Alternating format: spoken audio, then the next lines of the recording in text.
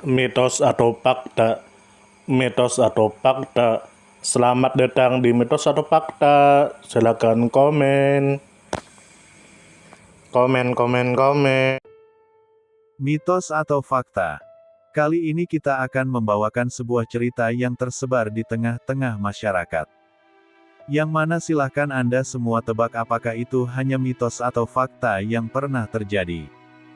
Tentu kita semua tahu bahwa mitos itu adalah cerita yang dipercaya sebagai hasil imajinasi dan kebenarannya tidak dapat dibuktikan. Sedangkan fakta adalah suatu peristiwa atau keadaan yang benar-benar terjadi dan dapat dibuktikan. Fakta dapat diperoleh melalui pengamatan terhadap suatu objek atau peristiwa. Sekarang masuk ke video.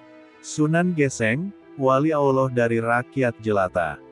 Tentu saja kemungkinan tidak asing di telinga kita terlebih bagi para orang-orang yang pernah mendengarnya. Lalu disebutkan menurut kabar yang beredar bahwa pada masa peralihan dari kejayaan Hindu-Buddha menuju Islam di tanah Jawa, telah menjadi sunatullah bahwa muncul berbagai perubahan besar, termasuk dalam aspek akidah dan peradaban. Salah satu tonggak penting dalam perubahan ini adalah berdirinya kerajaan Islam Demak Bintoro, dipimpin oleh Raden Patah, sekitar tahun 1403 Saka atau 1481 Masehi. Kerajaan ini mendapat dukungan penuh dari Wali Songo, majelis para wali besar yang dikenal dengan kebijaksanaan, karamah, dan metode dakwahnya yang penuh kearifan budaya lokal. Lalu disebutkan menurut kabar yang beredar bahwa dalam sejarah dakwah Wali Songo, dikenal sosok Ki Cokrojoyo, seorang rakyat biasa yang kemudian dikenal sebagai Sunan Geseng, murid langsung dari Sunan Kalijaga, Raden Said, seorang wali besar yang menyebarkan Islam melalui pendekatan budaya seperti seni, wayang kulit, dan tembang pujian.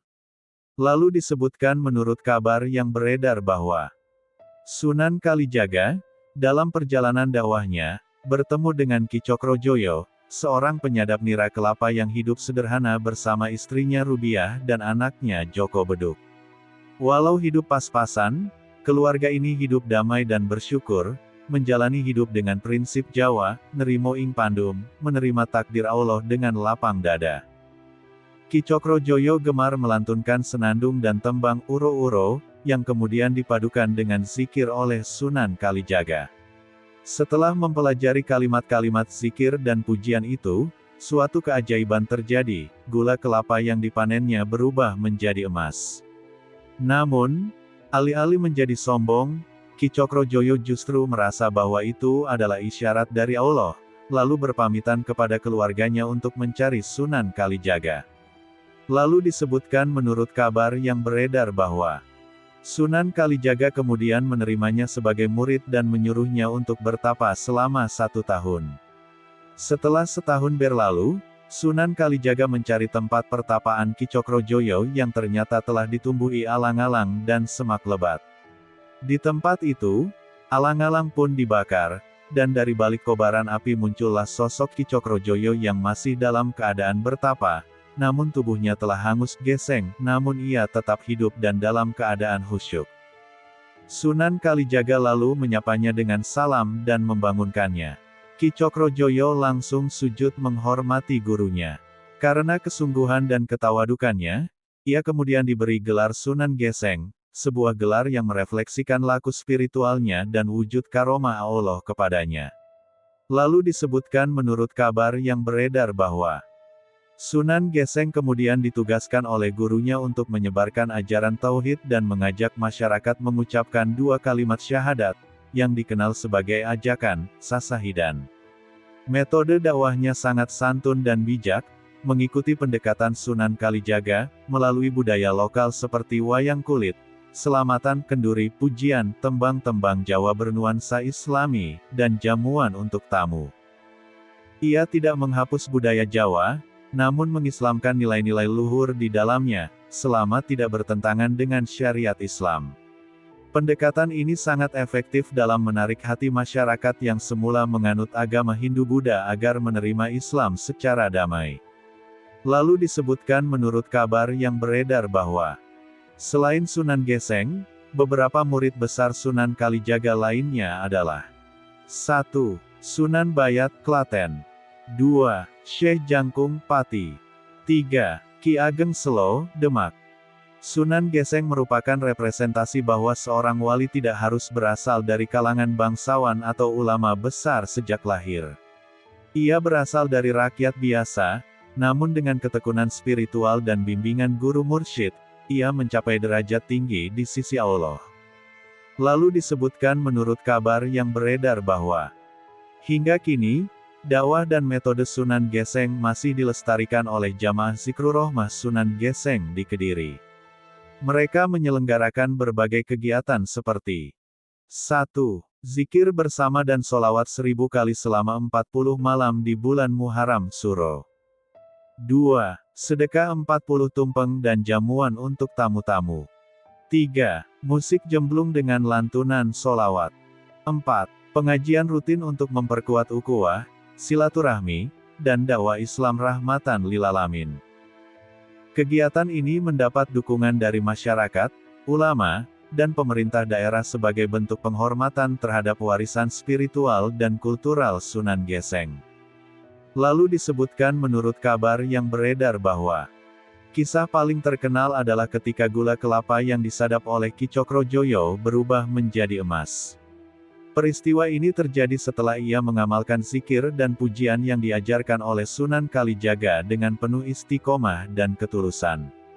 Namun, alih-alih menyimpan atau memamerkan keajaiban itu, ia justru menganggapnya sebagai isyarat ilahi dan segera mencari Sunan Kalijaga untuk mendapat petunjuk lebih lanjut. Orang biasa mungkin akan terperangah melihat hartanya berubah emas. Tapi Ki Cokrojoyo melihatnya sebagai pertanda saatnya berjalan menuju cahaya.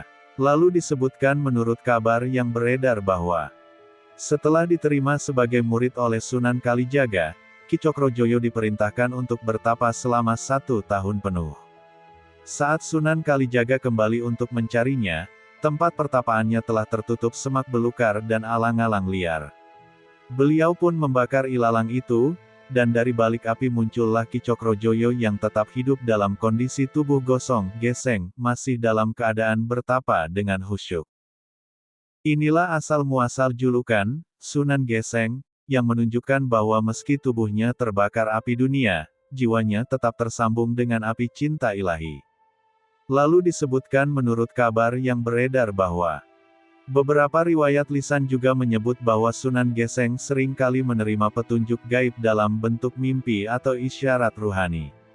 Ia dapat mengetahui kehadiran tamu atau musibah dari kejauhan, dan kerap mengobati orang sakit dengan bacaan zikir atau sekadar meminum air yang sudah didoakan olehnya. Lalu disebutkan menurut kabar yang beredar bahwa dalam cerita rakyat di beberapa daerah Jawa Timur, diceritakan bahwa saat Sunan Geseng menyebarkan Islam di daerah yang masih kuat kejawen dan animismenya, ia pernah dikejar oleh sekelompok orang yang menolak dakwahnya. Namun, ketika mereka mendekatinya, Sunan Geseng seakan-akan tak terlihat, seolah Allah menyelimutinya dari pandangan musuh.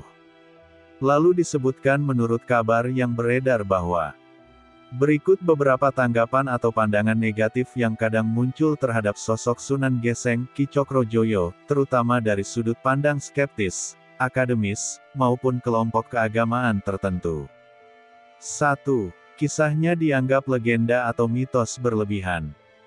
Beberapa kalangan sejarawan modern atau peneliti akademis berpendapat bahwa kisah-kisah karomah Sunan Geseng, seperti gula menjadi emas atau tubuh gosong tapi tidak mati, lebih mirip cerita rakyat atau legenda daripada fakta sejarah.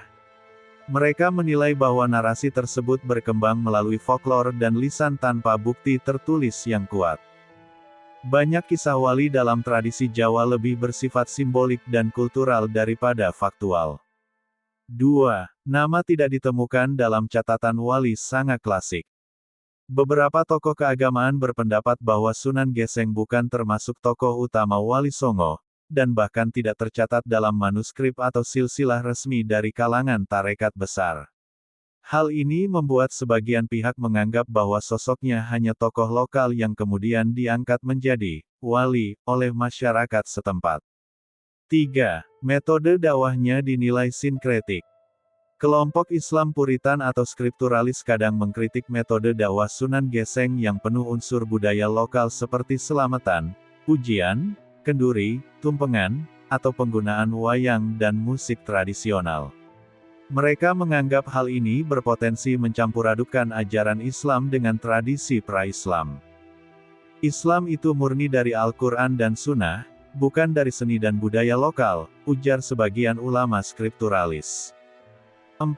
Kurangnya bukti historis konkret. Para pengkritik juga sering menekankan minimnya bukti sejarah tertulis atau arkeologis mengenai keberadaan Sunan Geseng, kecuali kisah lisan yang diwariskan turun-temurun oleh jamaah atau keturunannya.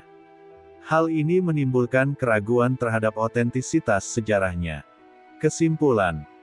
Meski demikian, banyak masyarakat Jawa tetap menghormati Sunan Geseng sebagai wali lokal yang berjasa dalam dakwah Islam, apalagi pendekatannya yang lembut, humanis, dan membumi. Perbedaan pandangan adalah hal wajar dalam penilaian tokoh sejarah yang tidak banyak tercatat secara tertulis. Lalu disebutkan menurut kabar yang beredar bahwa, untuk mengunjungi makam Sunan Geseng di Kediri, berikut panduan rute perjalanan dari bandara terdekat. A. Bandara terdekat ke Kediri. 1. Bandara Internasional Doho, DHX, Kediri. Terletak di Grogol, Kabupaten Kediri, Jawa Timur. Merupakan bandara domestik yang melayani penerbangan dari beberapa kota besar di Indonesia. 2. Bandara Internasional Juanda, Surabaya. Terletak sekitar 120 km dari Kediri. Merupakan bandara internasional utama di Jawa Timur dengan banyak pilihan penerbangan domestik dan internasional. B. Rute perjalanan ke makam Sunan Geseng di Kediri. Dari Bandara Internasional Doho, DHX, Kediri. Jarak ke makam Sunan Geseng, sekitar 10 km. Estimasi waktu tempuh, 15-20 menit dengan kendaraan pribadi atau taksi. Rute 1. Keluar dari Bandara Doho menuju Jalan Raya Grogol. 2. Lanjutkan ke arah pusat kota Kediri melalui Jalan Brigjen Katamso. 3. Makam Sunan Geseng terletak di Jalan Brigjen Katamso, Kaliombo, Kediri. Dari Bandara Internasional Juanda, Surabaya. Jarak ke Kediri, sekitar 120 km. Estimasi waktu tempuh, 2,5-3 jam tergantung kondisi lalu lintas. C. Pilihan transportasi.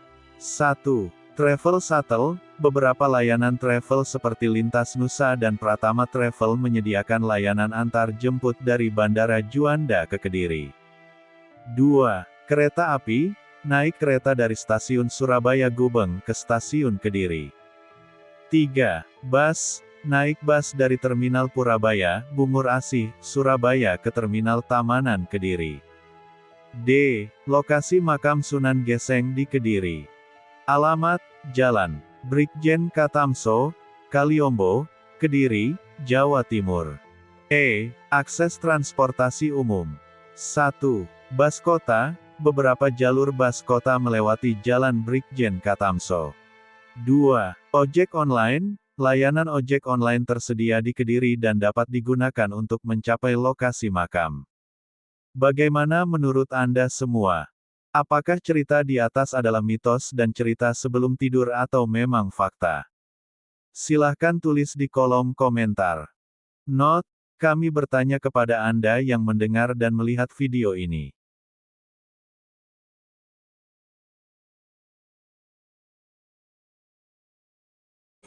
Mitos atau fakta. Mitos atau fakta.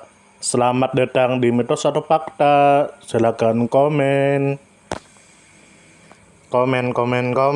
Gimana menurut Anda semua? Apakah itu mitos atau fakta? Jika mitos, silakan tulis di kolom komentar. Dan jika fakta, silakan tulis di kolom komentar. Karena kita tahu bahwasanya mitos itu adalah cerita yang dipercaya sebagai hasil imajinasi dan kebenarannya tidak dapat dibuktikan.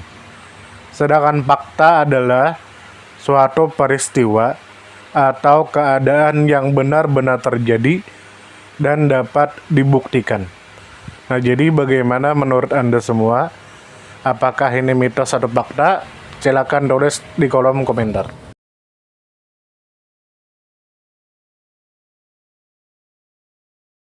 Tidur, tidur, tidur, tidur. Ayo kita tidur.